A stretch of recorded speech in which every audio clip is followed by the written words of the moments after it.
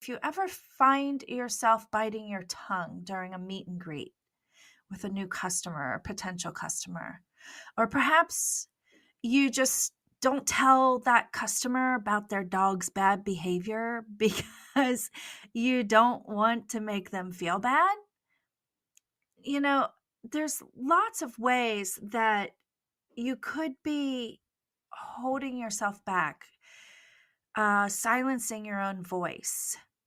And if any of this resonates with you, chances are you're losing business because of it. And you probably don't even know it.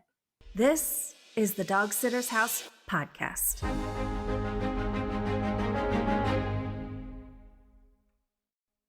Hello, and welcome back to the Dog Sitter's House podcast. Today, I thought I would talk about something that most people don't really talk about in business. And I guess the best way to start is to ask you if you ever find yourself biting your tongue during a meet and greet with a new customer or potential customer, or perhaps you just don't tell that customer about their dog's bad behavior because you don't want to make them feel bad. You know, there's lots of ways that you could be holding yourself back, silencing your own voice. And if any of this resonates with you, chances are you're losing business because of it. And you probably don't even know it. So, allow me to explain a little bit by sharing a bit of a personal story about my early days of dog sitting. You see, when I first started out, I didn't advertise in my marketing, nor did I voice my experience with dogs. Even though I had an extensive amount of experience in researching dogs, learning about dog psychology and communication and behaviors, volunteering at shelters since I was a teenager, fostering dogs, having my own dogs, having dogs in the crib, you know. My dad was the kind of dad who, if he saw a stray dog, he'd bring the dog home, much to my mother's chagrin, but nonetheless, we always had a house full of dogs. So I was a happy kid with lots of dogs around me. And I had a lot of experience with them, not to mention my dog at the time when I started dog sitting was my guru when it came to teaching me even more about dog communication, dog socialization, more than any book or anything ever had. It was really amazing to watch him work. He was like a master at getting dogs to love him. Quick side story since I brought him up, because it's just one of the best stories. And thank you for allowing me to share this because I miss him dearly. He's been gone since 2022 and he was just my little soul baby. He got me, I got him, we just got each other. It was such a cool dog. And when I first got him, or a few months after I got him, I guess, I don't know. At first, he was like the Tasmanian devil, absolutely insanely crazy. And all of my techniques that I'd learned up until that point were not working on him, okay? He was so crazy. So I paid a steep amount of money and got some dog training, some one-on-one dog training. And I learned a lot. He learned a lot, and he became the best dog I ever had. And after he was pretty well trained, I would be walking him in my neighborhood. At the time, I only lived in a condo. So I always had to walk him multiple times a day to get him to do his business, right? So I'm walking him down the street, and I had previously had a dog before him that was deathly afraid of other dogs because I got her at 7. She wasn't socialized. It took me 3 years to get her comfortable around other dogs. So for the most part, when we would walk down the street, she would leave other dogs alone. They would leave her alone. But then I go and get this other dog, my little Tasmanian devil, who I named Pepe Le Pew, and it was very fitting for him, and you'll see why here soon. And I get him walking down the street and he's just full of energy. He's bouncing all over the place, and I'm like, get it all out, buddy, because we only have a condo to run around. No big yard for you. And there was this one lady that I already knew that had a little, I think it was a Chihuahua or a Chihuahua mix. Either way, it had Chihuahua in the breed. And so, or in the dog. So anywho, this dog was always so, like, more deathly afraid of my dogs than my previous dog had been. And so she would always, bark at us as we go by in fear, and she would try to stay away from us. And she's the cutest little thing. And, I always just got to chuckle at her. And then when I got Pepe Le Pew, the lady walking this little Chihuahua was like, "Oh my gosh, you got a new puppy. He's so cute." Da, da, da. And she stopped and talked to me, right? And she wanted to check out Pepe Le Pew because he was new. She'd never seen him before. And so we get talking, and she tells me how her dog just, doesn't like other dogs, how her dog's afraid of all these other dogs. And I was like, yeah, I kind of picked up on that over the years. And, no big deal. But as we're talking, Pepe Le Pew is charming her little Chihuahua. And, her little Chihuahua is not, at first, she's not going for it. She's not falling for a lick of his charms. She's trying to give him every signal in the book to just back off, Jack. I'm not interested in you. And long story short, I don't know. It took maybe a month of running into each other, not even probably. And before you knew it, her little dog, her Chihuahua, I wish I could remember her name. She would see myself and she would see Pepe Le Pew. She didn't see me. She would see Pepe Le Pew coming down the street, walking towards her, and she would lose her shit. Literally, she would go berserk.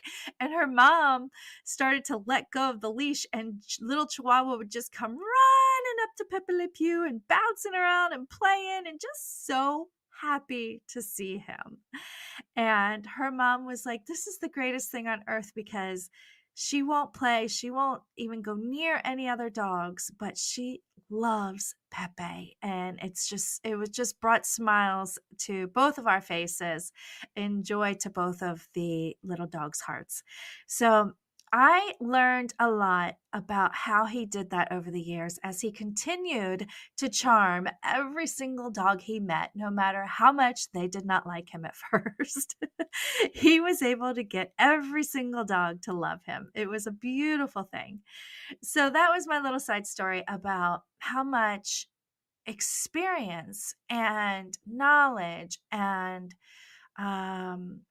studies and education and everything that I had garnered up until this point when I began dog sitting. And of course, I began dog sitting, as I've mentioned in past episodes, because I made a decision that I was only going to do what I loved for the rest of my life. And taking care of dogs is something that I absolutely love to do. So here I am starting to dog sit, and I start getting meet and greets, right? I start getting people coming over to meet me, to see my place, to meet my dog, for me to, of course, check out their dog and make sure the temperament is going to work well and that everybody will be safe and happy. And I wouldn't really tell people too much about my experience. If they asked, I would, if they asked, I would humbly say, yeah, I've volunteered at shelters, I've fostered dogs, I've read and studied a bunch of things about them. I've just always loved dogs. I've had them ever since I was in the crib, so that was kind of my spiel, and I just kind of leave it at that. And then over time, I started to realize like some patterns were happening at these meet and greets. And the patterns were that these dogs were coming in with the new parent, with the new customer or the potential customer, and they might, show different signs of fear and lacking confidence and just a bit of shyness. And it would be to different degrees depending upon the dog. And you would see different symptoms depending upon the dog.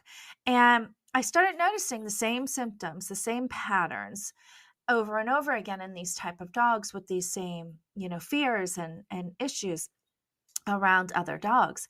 And I began to realize that I was holding myself back from really from educating the dog parent, because not only did I notice these patterns in the dogs, but I noticed the patterns in the parents that accompanied these dogs. I noticed that they would say certain things or act certain ways or coddle their dog or tell their dog it's okay, and try to comfort the dog, which is completely normal human behavior, right? That's a good mama. That's a good mama bear when you have a little human baby. But it's not always the best method and the right way to communicate and support and guide your dog through fear when it's a furry baby. So I began to notice that over time I kept biting my tongue. I kept not telling or pointing these mistakes, these common mistakes that paw parents make, that are sometimes perpetuating their dog's lack of self-confidence and their dog's fear of other dogs. And I just kind of left it at that. But I began to notice, luckily, because again, like I've mentioned before, because I have a pretty solid habit of meditating every day, I luckily was able to see this in myself after a little bit of time and realize that, yeah, I was biting my tongue. I wasn't speaking up. I wasn't showing up as my authentic voice. And so I thought, well, why am I not doing that? And it was really hard for me, because all these fears really popped up around doing that. Now, maybe you don't have these fears, and if so, maybe this, episode isn't for you, but maybe there are other areas where you are not speaking up that maybe don't have to do with your customers in particular. Maybe it has to do with your team. Maybe it has to do with the dogs, even, right? So as I go through this, don't just dismiss it, even if you're somebody who isn't afraid to speak up to the customers right away in these scenarios that I'm giving as examples. Because what I've come to realize in business is that there's usually one or two areas for all of us, in the very least, where we don't have our authentic voice, where we don't speak up. Okay. So anyway, back to where I had been recognizing it, and I had started working on, like, why am I keeping silent about this? And, what is stopping me? And the fear for me was pretty deep once I figured it out. And that fear was being rejected. That fear was that I would insult the customer and they would not hire me to watch their dog, right? And I know exactly where this came from. And usually these fears come from things in our past that have shaped us and have formed our belief system without us even realizing it. So, to tell you where mine came from, to just give you an idea and maybe help you kind of I don't know, not get creative, but get curious and open minded about where your limiting fears or limiting beliefs could be stemming from. I'll tell you my story, but that's really the only reason I'm telling it to you. But just know that it could come from the simplest, most minute, inconsequential things to the most traumatic, most, big, hairy, scary things. So it doesn't matter how big or small the situation was that formed this belief. Anything can do it. It could be one thing a teacher, a parent, a sibling, a friend, you name it, said to you, right? And so For me, it was the fact that back in 2005, I had my original dog who I got at 7, who was very shy and not socialized. And she was a miniature poodle, which is funny because it was the one breed of dog I always said I never wanted. And it's a long story as to how I got her, but I got her because I felt like she needed saving from a situation. And and so I took her in, and within 3 months, she was deathly ill, and I had to take her to the vet every single day while I worked to be on fluids. In fact, they recommended that she stay overnight on fluids, but she was so stressed out at the vet's office that I just said, no, I don't think that's what's best for her because she needs to be able to relax and feel comfortable. Otherwise, she's never going to heal if she stays in constant stress mode, right? Although she did really need the fluids. So I talked him into pumping her full of extra fluids so that I could pick her up after work, take her home at night, and then bring her back the next morning. And this seemed to work for a while. It helped to keep her more comfortable. It helped to keep her more comfortable. But the problem is she had this awful fever that no matter what we did, no matter what tests we ran, we couldn't figure out how to keep that fever down. And so they put her on steroids. And the only way to keep her fever down was to keep her on steroids for the rest of her life. And when my vet finally had mercy on my pocketbook 2 months later, and thousands of dollars later, and she said, okay, I'm going to call in a favor to an internal veteran friend of mine, or veterinarian friend of mine, and send her your dog's file and show her all the tests and all the results and see if she has an idea as to what's going on, because we couldn't figure out what was wrong with her. And it came back that she had lupus. Now, at this point in my life, I was like young 30s, I think it was, and I had no idea that dogs could get lupus. In fact, I had just learned about lupus only because I had just made a friend who had lupus. And I didn't really know much about it. I knew what her symptoms were, but I came to find out later on that the symptoms of lupus can be different for every single person. And in this case, dog. and so and so I, was basically given this grim diagnosis of your dog's going to have to be on steroids for the rest of her life. Now, I was wise enough at this point to know, I don't know how I knew this, but somewhere along the way, I'd picked up that being on steroids for the rest of your life or for long term is not good for your health, that there are long-term side effects to that. And so I didn't want to damage my dog's health any further by putting her on a drug that I knew could lead down the line to further complications for her.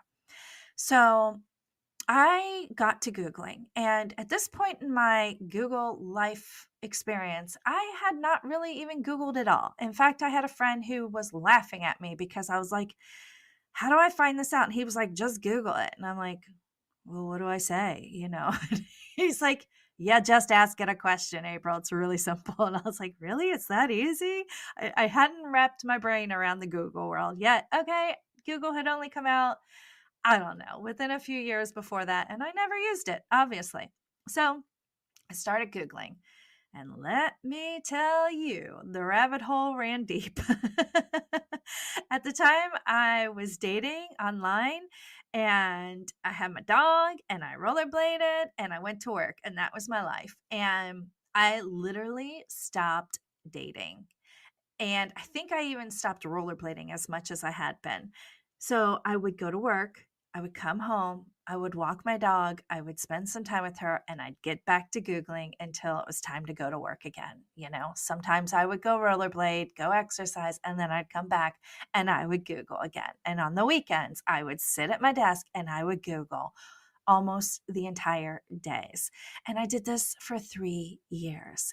And the reason I did this for 3 years is because within that first 6 months or so, I'd say, I started to learn so much about health for dogs and humans alike. And I was fascinated. And I learned all of these things that nobody ever taught me before. And I was like, whoa, there's this whole world out there of holistic health and preventative medicine that I was never taught. And oh my goodness, are you telling me my IBS symptoms could be reversed by diet and possibly supplements and whatnot too? I mean, like, wow, not only could I possibly heal my dog's lupus, but I can maybe possibly heal my issues, right? That I had no idea that were even really issues, because up to that point, I was just told they were normal. Right? So that's why I went diving deep on this subject, because within about 6 months, I think it was, one thing led me to another, and I was able to come up with this recipe to feed my dog. And I started feeding it to her, and oh my God, it was like a miracle took place right before my eyes. And if I hadn't seen that with my own two eyes, I may not have believed everything I was reading on Google, okay? But once I saw the results in her first, something told me, my instinct, my gut said, you're onto something, and keep going. Because within 2 months of her being on this new diet, she became more lively, more exuberant, more herself, more joyous, more everything good than I'd ever seen her be, even before she came down with the lupus in the 2 months or so that I had her before she got sick. And it was like, here was the 7-year-old dog who was all of a sudden like a puppy. It was amazing. And it brought me so much joy and happiness to see that. And while we could never get her completely off the steroids without her fever going up, because I think she was just too far ill at that point. She had thyroid and heart disease also. So she had just too much going on against her at that point. Unfortunately, we were able to get her all the way down to the lowest dose, which I think was like a quarter of this tiny, tiny pill, because she was just a tiny little thing herself, So and therefore it was not as destructive to her health for the rest of her life. So it was really, truly amazing. And I was so flabbergasted by this. I started curing my own health issues holistically through diet and supplementation and whatnot, and seeing improvements. And I even ended up, just fun fact, I even ended up curing my chronic tonsillitis that ended up putting me in the hospital. It was so bad that my airway was about to close up within 3 days of another episode of having it. And so all the doctors were telling me to have my tonsils taken out. But I was my mid-30s at this point, mid-30s at this point. And everything I had learned about that was like, whoa, hemorrhaging. I can't say that word right now today. You know what I mean? That was a high risk for someone in their mid-30s. So not only that, I love to sing. And I literally, in the paperwork from the doctor's office before I signed it and set up my surgery for a finality, because I went all the way up till almost having the surgery while making my decision. And in his paperwork, it literally said in the small print that you could permanently lose part of your voice. It could basically lower a complete octave permanently. And, even though I don't make any money singing and it's all for my own joy, maybe to other people's detriment sometimes, the last thing I wanted to do was ruin my voice. So I found another way, and I cured myself of chronic tonsillitis, and I haven't had an episode since, and it's going on almost 20 years, 18, 17 years, something like that. So you take all of this evidence that, holistic and preventive medicine and diet and all this jazz, lifestyle can make a huge difference in your health, and you get excited about it and you want to scream it off the rooftops to everyone you know and you love, because you want them to feel as amazing as you do, right? When you realize, like, man, how bad did I feel compared to now? You want everyone to feel that, because that is living. That is thriving. That's not surviving. That is thriving, right? It's way beyond surviving. Well, I did this. I started telling everybody, like, oh my God, did you know this? Did you know that? Blah, blah, blah, blah. Well, unfortunately, in the course of doing this, that meant that I had to basically, negatively speak about pharmaceuticals and, big pharma and big food and processed foods and this and that, which, let me tell you, back in 2005, 6, 7, people were not ready to hear that stuff. Okay. People were not ready to hear that stuff. And I did not know the key thing, which is know your audience. And that was not my audience that I was speaking to either. They did not care about these things. Okay. So, so I was double whammying myself, because I got a lot of pushback. I got a lot of people telling me, like, shut up already. We don't want to hear it, and telling me that if I kept talking about it, that nobody was going to want to talk to me anymore. And that really shocked me. And, it really first, angered me and then depressed me, because I just wanted what was best for everybody.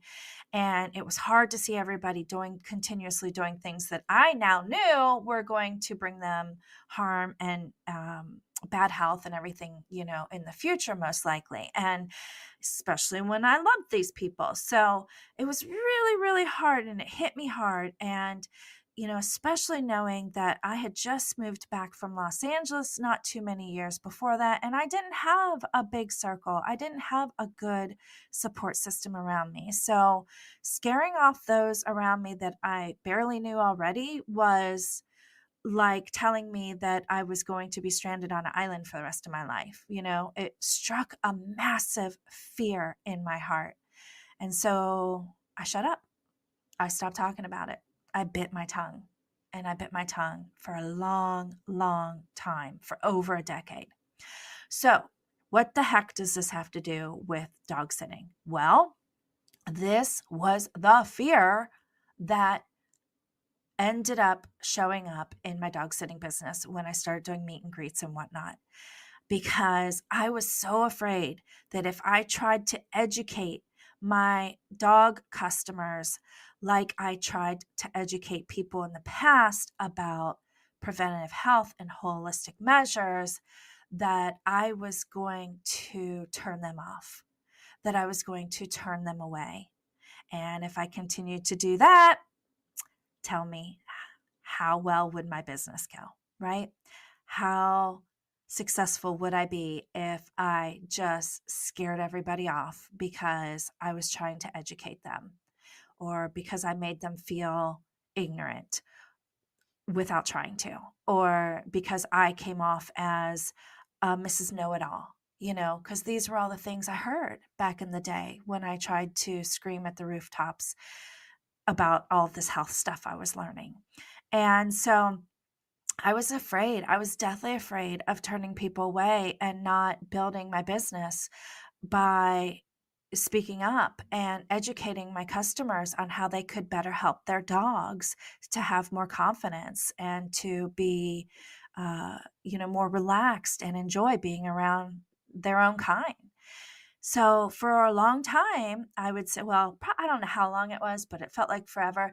I would keep my mouth shut and I wouldn't say anything. And the truth of the matter is, it was at first, it was kind of 50-50 whether people would call me back and say, yeah, I do want you to watch my dog, because a lot of times they would say at the end, well, I'm meeting another sitter, so I'll let you know after I meet them and I make my decision and yada. And I'd be like, yeah, okay, cool. And then I'd never hear from them, or they'd say, we're sorry, we chose the other sitter, da da da. And I'd be crushed and I wouldn't understand why. And then I don't know what it was. I wish I could remember what it was. I think mostly it was because I identified that I was silencing my own voice, and I identified why. And it really was actually, the more I think about it, because the real aha moment for me was when I identified the reason why I was keeping my mouth shut and realized, wait a minute, that in the past didn't work because that wasn't the right audience. These weren't people asking for help with their health, right? But now I have people coming here asking for help watching their dog. And while they might not be asking for help with how to socialize their dog, I'm guessing they're probably going to feel a lot more comfortable leaving their dog with me if I can show them within one meet and greet session how to make their dog more confident and at ease in a pack of dogs. Because not only will they see that their dog is much happier, but they're going to see that their dog is much safer in my hands, right? So once I realized that I actually had the right audience to educate, then I started testing, if you will. I came out carefully. I didn't come out with guns blazing like I had in the past. I learned from those mistakes, and I started slowly, gently introducing little tips, little guidelines, and making sure that I was saying it in ways that did not make the dog parent feel at fault.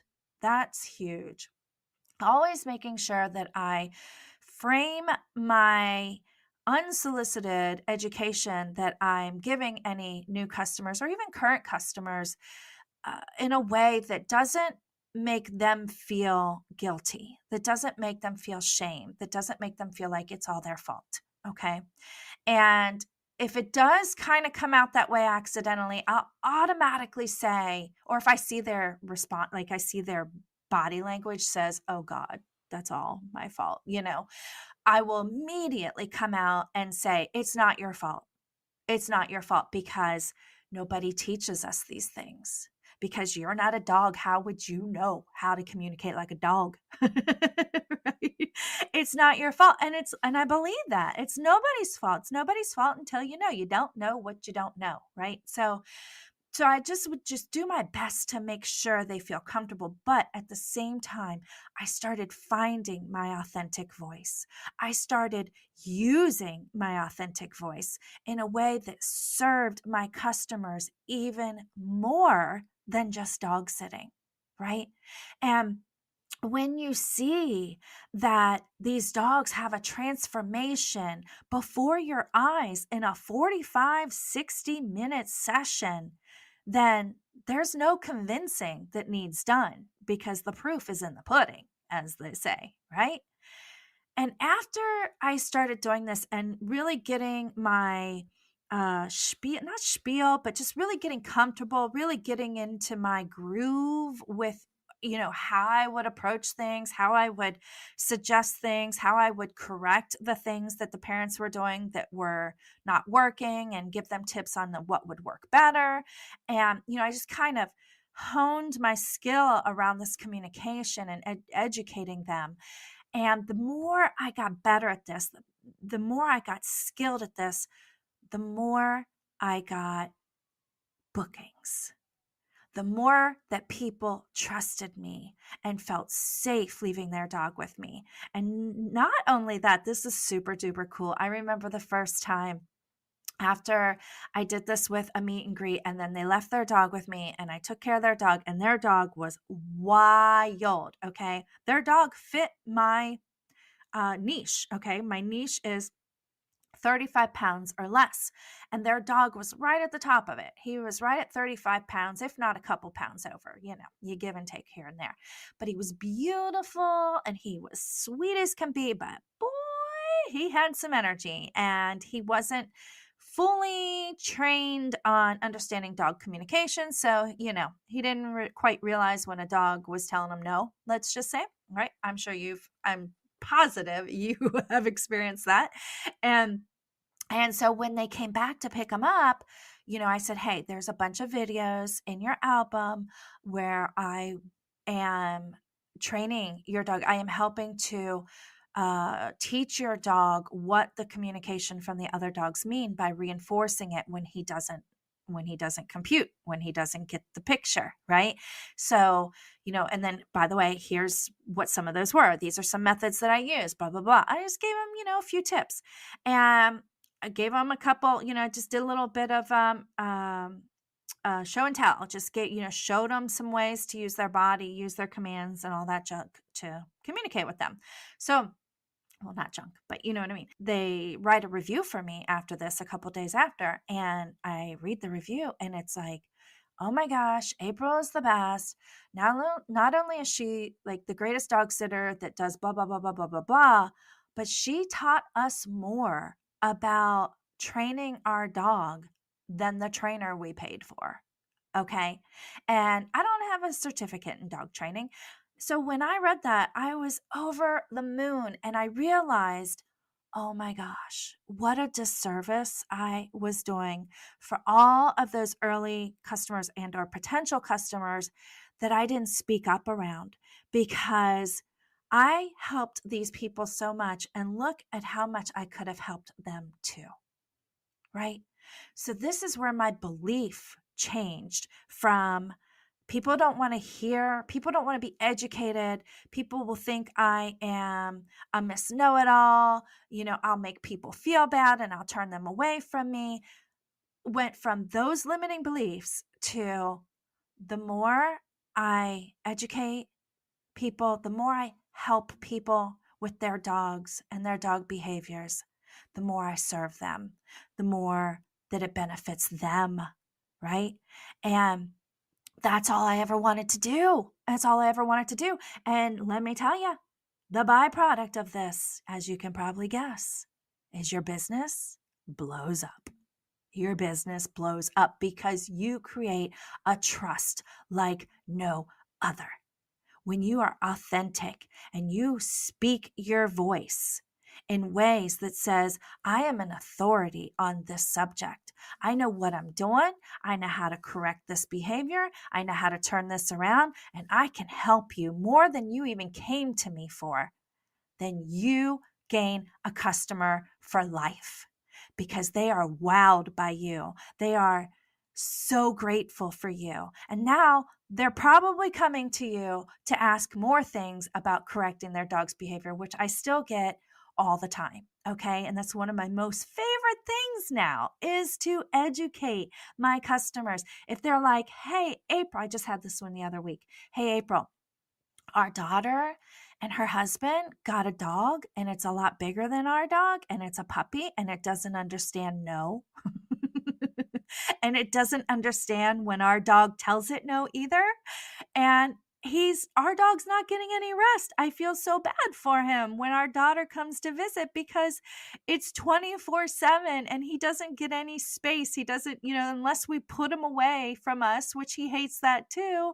Like he can't get any peace in his own house. And she's like, I don't know what to do because they're not stopping him. And I don't, do you have any tips? And so I've given her tips, and she's come back and she's like, oh my gosh, it worked, and then she's like, okay, now this is coming up. What do we do about this? And I say, okay, try this. And, sometimes it doesn't always work. Sometimes it depends on the human doing it, and there's a learning curve. Fine. That's okay. It's not always going to work the first time. Don't take that as something bad about what you said or did. Just learn from it and encourage your customer to learn from it so they don't give up. And don't let it go back into biting your tongue. Don't let it convince you to shut up, right? Because you are an authority on this subject. If you're dealing with dogs every single day, day in and day out, you are studying dog behavior as a byproduct, whether you know it or not. Right? So you start to learn, you start to see the patterns, you start to try different things, you start to see what works, what doesn't work, and you can speak up. If you have a customer whose dog is starting to have some bad behavior, whether they've been coming to you for a while or they've, just started coming. Oftentimes it's usually when they just start coming, and you don't say anything to the dog parent, then chances are that behavior is going to continue, because more often than not, that behavior started at home. That behavior didn't start in your home, in your in your daycare or your boarding. That started at home, and chances are it started early on. And so if you don't get to the root cause of that, reminding your customer that it's not their fault, that you're not blaming or shaming them, but also pointing out to them how it is in their dog's best behavior or best interest to correct this behavior, because in the future it could bring them harm. If not in XYZ way, then you're not doing any service to them or your business, because you're increasing the chances that something bad could happen and on your watch. And we all know how detrimental that can be to our business and the dogs in our care. And knock on wood, I don't mean to be braggadocious here, but this has been working for me so well that now in 6 years of business, I have yet to have any dogs fight. No dogs have been harmed. I mean, yeah, you have a little snap here and there, but I mean, a true full on fight has not happened ever. Knock on wood, knock on wood. I got to keep doing that. Okay. So, universe, thank you for that. I'm so grateful for no dog fights. Let's keep it going. Okay. Thank you.